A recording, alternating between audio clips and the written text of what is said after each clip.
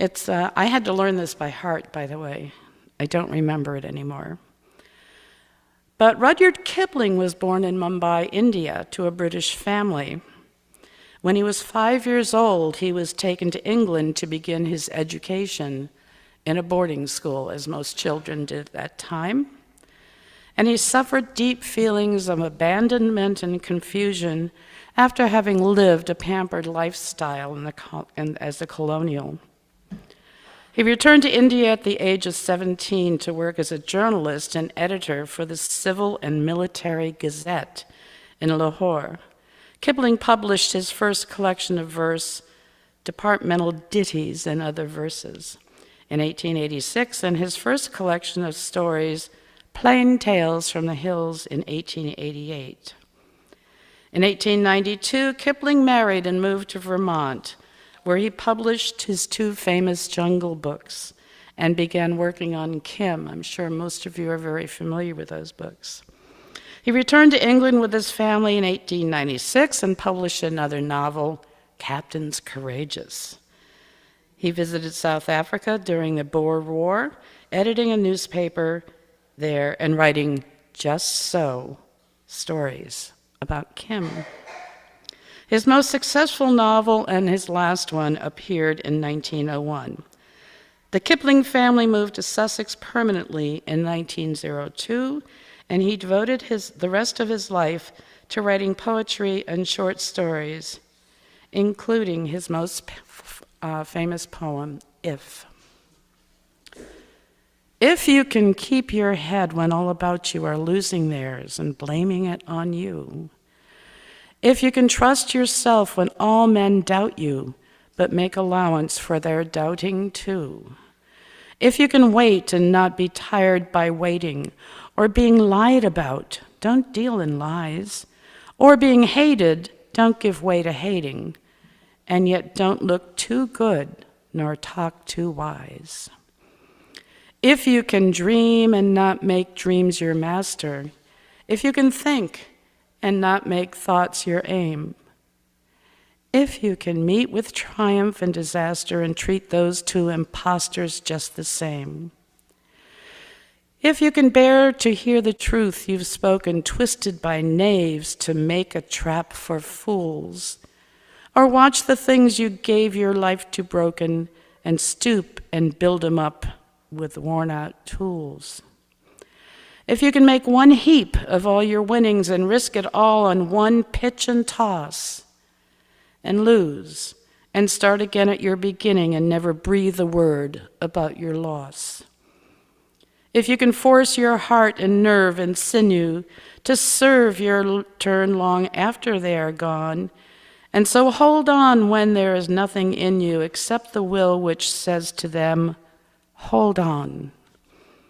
If you can talk with crowds and keep your virtue, or walk with kings, nor lose the common touch, if neither foes nor loving friends can hurt you, if all men count with you, but not too much, if you can fill the unforgiving minute with 60 seconds worth of distance run, yours is the earth and everything that's in it, and which is more. You'll be a man, my son.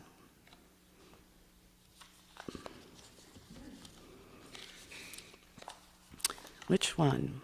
Okay, this one. I have to go by how I'm feeling about these poems. I'm going to read a poem by Edgar Guest. I don't know how many of you know him. He was a prolific American poet, publishing a poem every day in the Detroit Free Press for 30 years. Known as the people's poet, Edgar Guest wrote easy-to-read poems about many relatable topics. He wrote encouraging life messages about topics such as family and work. This particular poem encourages readers not to give up when they are faced with challenges. Even when things are not going well, keep pushing on. You never know how close you are to success and making it to the other side. And this is a poem called It Couldn't Be Done by Edgar Albert Guest. Somebody said that it couldn't be done, but he with a chuckle replied that maybe it couldn't, but he would be one who wouldn't say so till he tried. So he buckled right in with a trace of a grin on his face. If he worried, he hid it. He started to sing as he tackled the thing that couldn't be done, and he did it. Somebody scoffed, "Oh, you'll never do that. At least no one ever has done it." But he took off his coat and he took off his hat, and the first thing we knew, he'd begun it. With a lift of his chin and a bit of a grin, without any doubting or quit it. He started to sing as he tackled the thing that couldn't be done, and he did it. There are thousands to tell you it cannot be done. There are thousands to prophesy failure. There are thousands to point out to you, one by one, the dangers that wait to assail you. But just buckle in with a bit of a grin. Just take off your coat and go to it.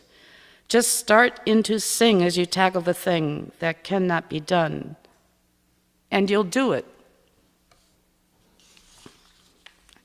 I've had a lot of good poems by him. And my final one is my favorite. I read Two Men, and now I'm going to read a woman's poem. Maya Angelou. Though best known for her poetry, Maya Angelou was nothing if not multi-talented. At just 16, Angelou made history with her first job. She was the first black female streetcar conductor in San Francisco. When she first applied for the job, the office wouldn't give her an application, but she protested until she got the job. In an interview with Oprah Winfrey, she told the story behind how she finally got the job. "I just sat there at the office for 2 weeks, every day. And then after 2 weeks, a man came out to the office and said, 'Come here.' And he asked me, 'Why do you want this job?' I said, 'I like the uniforms.' And I said, 'And I like people too.' And so I got the job. This historic first job led to a variety of other odd and colorful jobs, including a calypso singer and dancer, a cook, a paint stripper at a mechanic shop, a journalist in Africa, an actress, among others." I just love this woman. Have you all read her? Why the Caged Bird Sings and other things. Wonderful. This is a poem called Still I Rise. You may write me down in history with your bitter, twisted lies. You may trod me in the very dirt, but still like dust I rise. Does my sassiness upset you? Why are you beset with gloom? 'Cause I walk like I've got oil wells pumping in my bedroom. Just like moons and like suns, with the certainty of tides, just like hope's spring high, still I rise. Did you want to see me broken, bowed head and lowered eyes, shoulders fallen down like teardrops, weakened by my soulful cries? Does my haughtiness offend you? Don't you take it awful hard, 'cause I laugh like I've got gold mines digging in my own backyard. You may shoot me with your words. You may cut me with your eyes. You may kill me with your hatefulness, but still, like air, I rise. Does my sexiness upset you? Does it come as a surprise that I dance like I've got diamonds at the meeting of my thighs? Out of the huts of history's shame, I rise. Up from a past that's rooted in pain, I rise. I'm a black ocean, leaping and wide, welling and swelling, I bear in the tide. Leaving behind nights of terror and fear, I rise. Into a daybreak that's wonderfully clear, I rise. Bringing the gifts that my ancestors gave, I am the dream and the hope of the slave. I rise. I rise. I rise.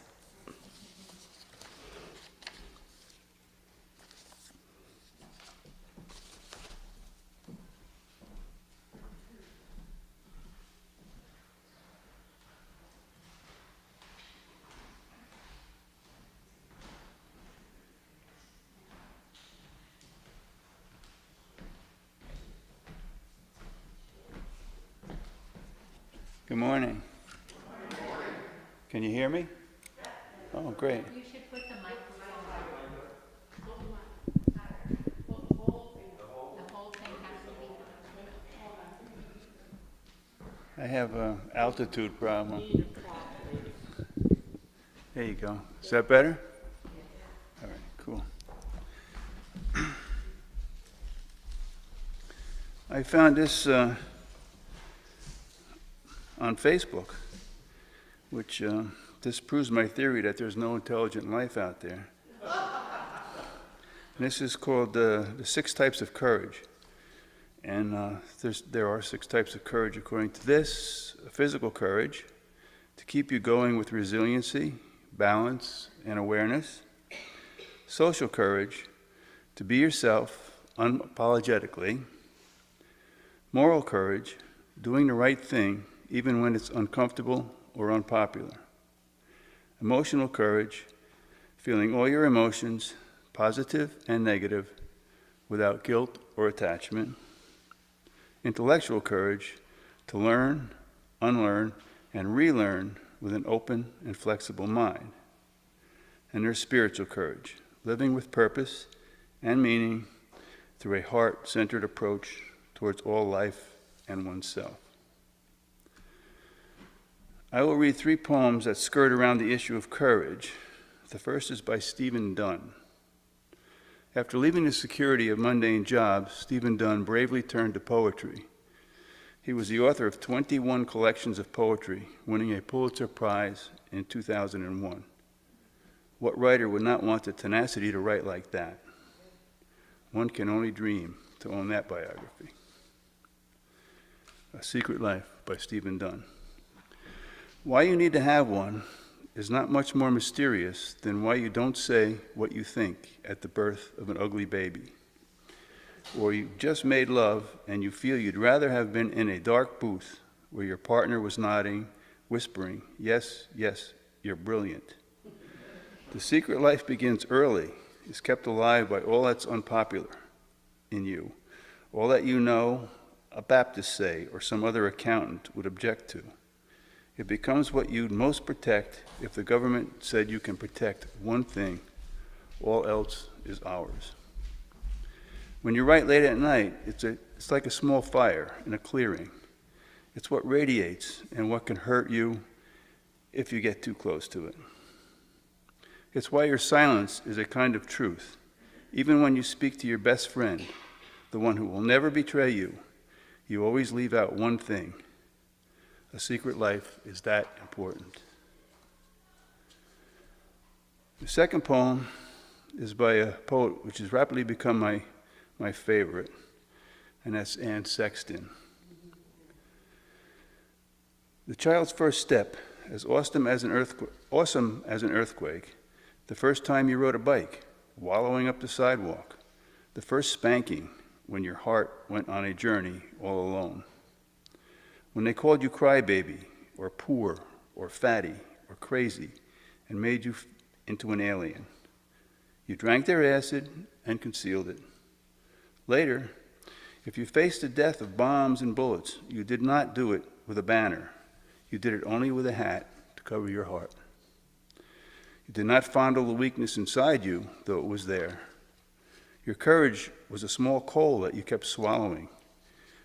If your buddy saved you and died himself in doing so, then his courage was not courage, it was love. Love as simple as shaving soap. Later, if you have endured a great despair, then you did it alone. Getting a transfusion from the fire, picking the scabs off your heart, then wringing it out like a sock. Next, my kinsman, you powdered your sorrow you gave it a back rub, and then you covered it with a blanket. And after it had slept a while, it woke to the wings of the roses and was transformed. Later, when you faced old age and its natural conclusion, your courage will still be shown in little ways. Each spring will be a sword you'll sharpen. Those you love will live in a fever of love, and you'll bargain with the calendar at the last moment. When death opens the back door, you'll put on your carpet slippers and stride out.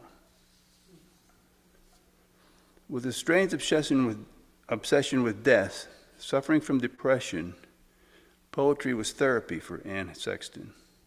She once claimed, poetic truth is not necessarily autobiographical. It is truth that goes beyond the immediate self. Anne Sexton, a Pulitzer Prize winner in 1967, was perhaps the epitome of the angst of the artist. In 1974, after lunch with a friend, she poured herself a glass of vodka, entered her garage, and started her car. This last poem is by a poet you all know, or do you? I wrote this poem after Barbara Rosen told me the theme for the service. For me, when I put a pen to paper, I really don't know the outcome. Only something has inspired me to pick up the pen, perhaps courage. This unnamed poem goes something like this. I once wrote a poem, or did I? It was an ode to my father's wife. It was my first poem, and I was fond of it. I carried it around in school in a tiny notebook. Often I would read it, but then I would cry. Fearful I would be discovered, vulnerable, exposed, or unmanly, I put on a brave face and destroyed it. Suppose someone found it, and I would become less. I couldn't fathom the thought. Parting with my poem was most distressful, but I was brave, or was I?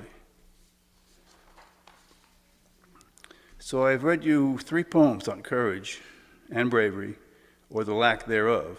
I will leave you to decide. What constitutes courage to you? Who has it? Who does not? Who possesses both? I think those of us who place our feet on the floor as we rise from slumber to greet the day show courage.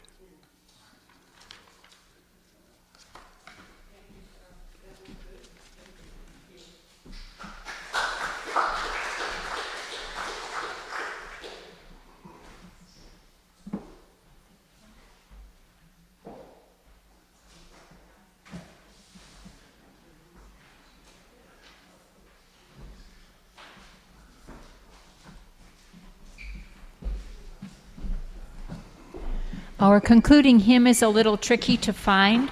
In your gray hymnal, if you find the music at page 371, if you look at 371, there are no words. But all the words on the other page go with this melody. They have the same metric plan. And I'm going to play through it. It's the tune of the Old Hundredth, and we are going to sing the words under 379, Ours be the poems of all tongues. And I'll play through the whole thing first.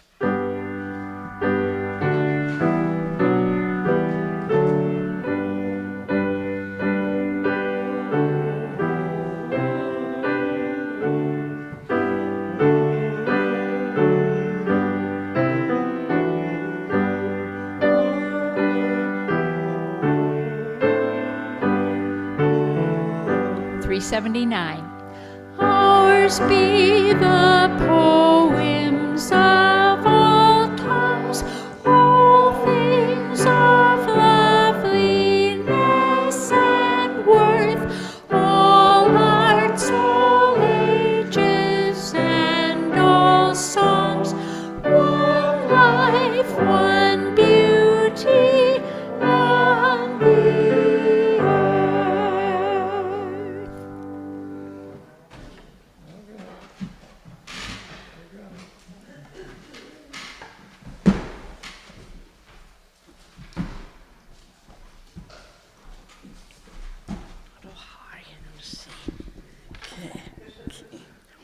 Our closing words today are in the form of a poem by David White, whom Mark spoke about earlier.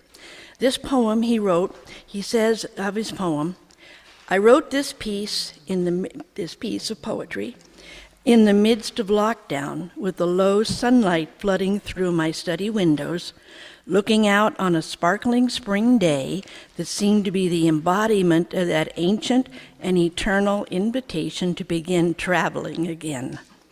The beckoning hand, the open road, the suddenly opened vista, the part of ourselves that has already gone ahead, no matter our present sense of confinement. Okay. And the poem, My Courageous Life. My courageous life has gone ahead and is looking back, calling me on. My courageous life has seen everything I have been and everything I have not, and has forgiven me, day after day. My courageous life still wants my company, wants me to understand my life as witness, and thus bequeath me the way ahead. My courageous life has the patience to keep teaching me how to invent my own disappearance, and how, once gone, to reappear again. My courageous life wants to stop being ahead of me so that it can lie down and rest deep inside the body it has been calling on. My courageous life wants to be my foundation, showing me day after day, even against my will, how to undo myself, how to surpass myself, how to laugh as I go in the face of danger, how to invite the right kind of perilous love, how to find a way to die of generosity.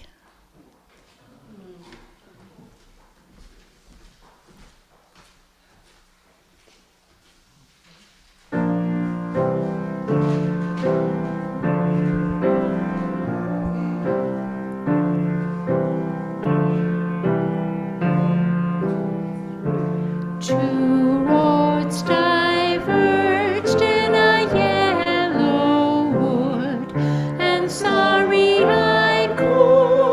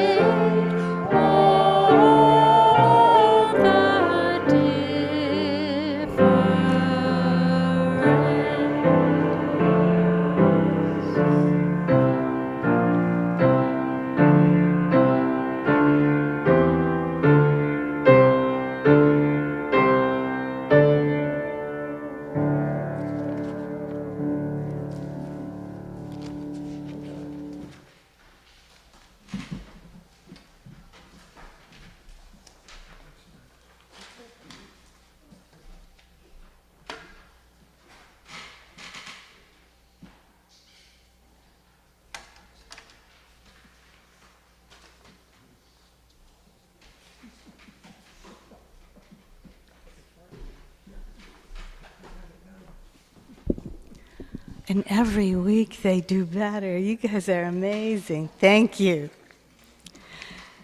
We hope that you found meaning in today's service. We close with these words from Robin Gray. The flame is extinguished, but not our hope for the future, our courage in the face of crisis, or the love we share in all the world.